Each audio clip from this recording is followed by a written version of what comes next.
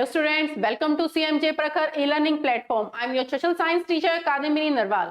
आज हम power sharing को डिस्कस करने जा रहे हैं. लास्ट क्लास में भी हमने पावर शेयरिंग के बारे में आपको बताया था, उसी को हम आगे कंटिन्यू कर रहे हैं. देखते हैं आज हमारा न्यू टॉपिक क्या आया है.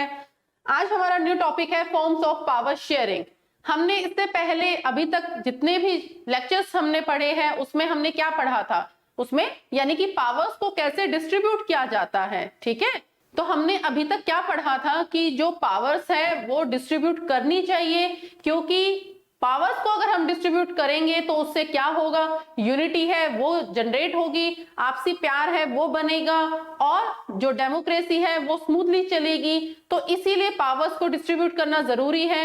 कोई भी अपने आप को छोटा या बड़ा फील नहीं करेगा, मेजॉरिटी हो या माइनॉरिटी हो, सभी इक्वल है. तो इसीलिए हमने एग्जांपल्स भी लिए थे. सिन्हालास ग्रुप का लिया था हमने, तमिल्स का लिया था, श्रीलंकन तमिल्स का. तो ऐसे ही हमने बेल्जियम के बारे में भी डिस्कस किया था. तो हमने वहां पर क्या पाया था कि श्रीलंका के अंदर जो श्रीलंका है वो मेजोरिटी के अंदर थी, यानी कि जो सिन्हालास है वो मेजोरिटी में थी और जो तमिल्स है वो माइनॉरिटी के अंदर थे. ठीक है, तो सारी पावर्स जो है वहां पर श्रीलंका के अंदर किसको दे दी गई थी, सिन्हालास को दे दी गई थी. ठीक है, ये चीज आपने भी देखा है.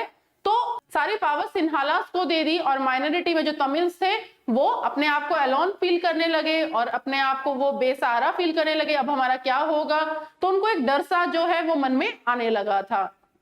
सेम ऐसे ही अब यहाँ पर क्या क्वेश्चन आ रहा है कि हम जो पावर्स जो डिस्ट्रीब्यूट कर रहे थे वो कैसे करेंगे. अभी तक ये तो जरूरी था कि पावर्स डिस्ट्रीब्यूट होनी जरूरी है, पर कैसे होनी जरूरी है ये चीज पढ़ेंगे हम अपने इस टॉपिक के अंदर. यानी कि कौन कौन सी फॉर्म्स है पावर्स की. इसमें क्या बताया गया है, power is shared among different organ of government, यानी कि गवर्नमेंट के डिफरेंट डिफरेंट जो है अंग है.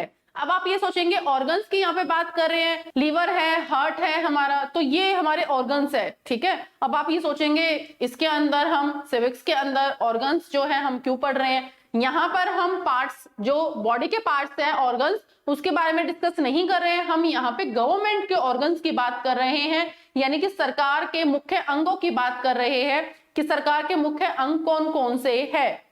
यानी कि सरकार जो है अकेली तो पूरे देश को नहीं चला सकती है, वो अपनी पावर्स को भी आगे डिस्ट्रीब्यूट करेगी. किस फॉर्म में करेगी वो हम यहाँ पर पढ़ेंगे.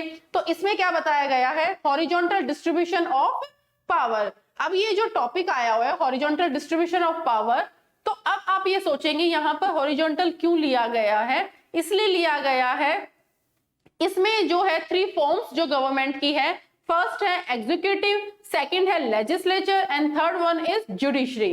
तो अब इसको ध्यान से देखिए, पेन कॉपी है फटाफट निकाल लीजिए और साथ साथ जो है मेन पॉइंट्स जो है वो नोट डाउन करते हुए चलिए. तो फर्स्ट हमारा यहाँ पर एक सर्कल में हमने क्या ले लिया, एग्जीक्यूटिव ले लिया हमने. ठीक है, एक सर्कल बना दिया हमने किसका, लेजिस्लेचर का, और एक किसका बना दिया सर्कल हमने, जुडिशरी का. ये दोनों एक दूसरे से इंटरसेक्ट यानी कि दोनों एक दूसरे से जुड़े हुए हैं. ठीक है, तो अब जो लेजिस्लेचर है, एग्जीक्यूटिव है, जुडिशरी है, ये तीनों ही जो है एक ही फॉर्म के अंदर है. कौन सी फॉर्म के अंदर है वो, हॉरिजॉन्टल फॉर्म के अंदर. ठीक है ना, ऐसे हॉरिजॉन्टल फॉर्म के अंदर होती है.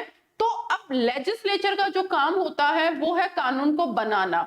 ठीक है, इसका काम क्या है, कानून को बनाना, और इसका काम क्या है, उसको एग्जीक्यूट करना.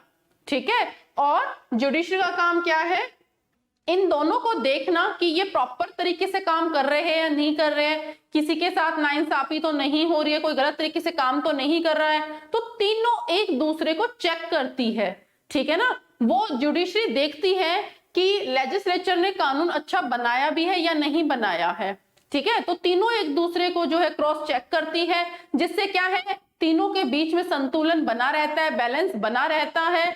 तो इसीलिए तीनों एक दूसरे से जो है रिलेट है, तीनों एक दूसरे से जुड़े हुए हैं, तीनों एक दूसरे के बिना अधूरे हैं. कानून नहीं बनेगा तो एग्जीक्यूट कैसे करेंगे. ठीक है, और उसको एग्जीक्यूट कर देते हैं, अगर उसको कोई देखने वाला नहीं होगा तो कानून, कोई भी गलत कानून है वो भी पास हो जाएगा. तो इसीलिए है तीनों ये जो ऑर्गन है गवर्नमेंट के, इंपॉर्टेंट ऑर्गन्स है, इनके बिना जो है सरकार जो है वो नहीं चल सकती है.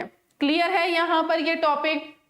अब इसमें क्या बताया गया है, हॉरिजॉन्टल डिस्ट्रीब्यूशन ऑफ पावर के अंदर Such a separation ensure that none of the organ can exercise unlimited power. It means तीनों के बारे में हमने पढ़ा था, तीनों को जो है इक्वल पावर डिस्ट्रीब्यूट की गई है, किसी को कम या ज्यादा नहीं दी गई है, ठीक है, तीनों को बराबर रखा गया है। और each organ check the others, तीनों एक दूसरे को चेक करती रहे, ठीक है, कि कोई गलत तो नहीं चल रहा है, कोई गलत काम तो नहीं कर रहा है। This result in a balance of power among various institution, इस तरीके के रिजल्ट जो है वो बाकी जितने भी इंस्टीट्यूशंस हैं, इनसे छोटे जो इंस्टीट्यूशंस हैं उनके अंदर जो है बैलेंस बना के चलता है। क्लियर है ये टॉपिक। नेक्स्ट जो टॉपिक है हमारा क्या है, फॉर्म्स ऑफ पावर शेयरिंग के अंदर ही नेक्स्ट टॉपिक आएगा, power can be shared among government at different level. यहां पर डिफरेंट लेवल की बात चल रही है, क्या बताया गया है यहां पर, जैसे कि हमने इससे पहले अभी पढ़ा था कि डिफरेंट ऑर्गन्स की बात कर रहे थे, गवर्नमेंट के डिफरेंट ऑर्गन्स की बात कर रहे थे, यहां पर डिफरेंट लेवल्स की बात कर रहे हैं हम। तो लेवल जो है वो 3 लेवल्स में है, कौन कौन से है, फर्स्ट है हमारा central government, second state government and third one is local government. तो सेंट्रल गवर्नमेंट और स्टेट एंड लोकल तीनों जो है ये किस में आएगी, वर्टिकल फॉर्म के अंदर आते हैं, किस में आते हैं, वर्टिकल फॉर्म के अंदर, ठीक है। इससे पहले जो हमने ऑर्गन्स पढ़े थे वो किस में थे, हॉरिजॉन्टल फॉर्म में, और ये आ रहे हैं वर्टिकल फॉर्म में, यानी कि एक लाइन के नीचे आ रहे हैं, ठीक है। तो सेंट्रल जो गवर्नमेंट है वो क्या करती है, पूरे देश में जो है मुख्य जो गवर्नमेंट मानी जाती है, मुख्य जो सरकार मानी जाती है, सबसे बड़ी जो सरकार मानी जाती है वो सेंट्रल गवर्नमेंट है, ठीक है, सबसे बड़ी सरकार है। और जो उससे नीचे होती है वो होती है स्टेट गवर्नमेंट, और उससे भी छोटी जो नीचे होती है वो होती है लोकल गवर्नमेंट, ठीक है। लोकल गवर्नमेंट मतलब जैसे कि पंचायत वगैरह होती है, म्युनिसिपल पार्टीज वगैरह होती है, ये लोकल गवर्नमेंट में आती है। तो जो हमारी सेंट्रल गवर्नमेंट है, सेंटर के अंदर बैठी हुई है, वो क्या करती है, अपनी आधे से ज्यादा जो पावर है वो स्टेट गवर्नमेंट को डिस्ट्रीब्यूट कर देती है, और स्टेट गवर्नमेंट अपनी आधे से ज्यादा पावर किसको दे देती है, लोकल गवर्नमेंट को। तो ये तीनों जो फॉर्मेशन है ये क्या होती है, ये फेडरलिज्म कहलाती है, फेडरलिज्म के अंदर आती है। ये जो फेडरलिज्म वर्ड है ये आप नए चैप्टर के अंदर जो है पढ़ेंगे, चैप्टर का नाम ही फेडरलिज्म है, तो उसमें आपको अच्छे से और क्लियर हो जाएगा।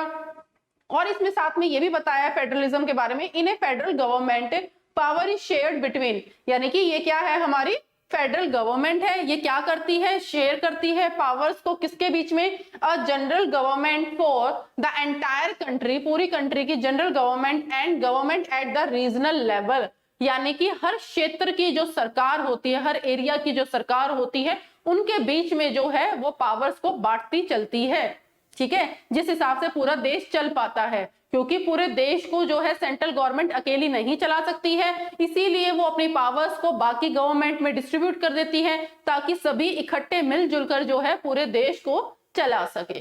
क्लियर है, ये टॉपिक यहाँ पर आज हमारा क्लियर होता है। नेक्स्ट जो टॉपिक है वो हम नेक्स्ट क्लास के अंदर करेंगे, तब तक के लिए धन्यवाद। ऐसे ही हमारे साथ बने रहिए, हमारी वीडियोस को लाइक कीजिए, शेयर कीजिए, और चैनल को सब्सक्राइब करना मत भूलिए, और बेल आइकन को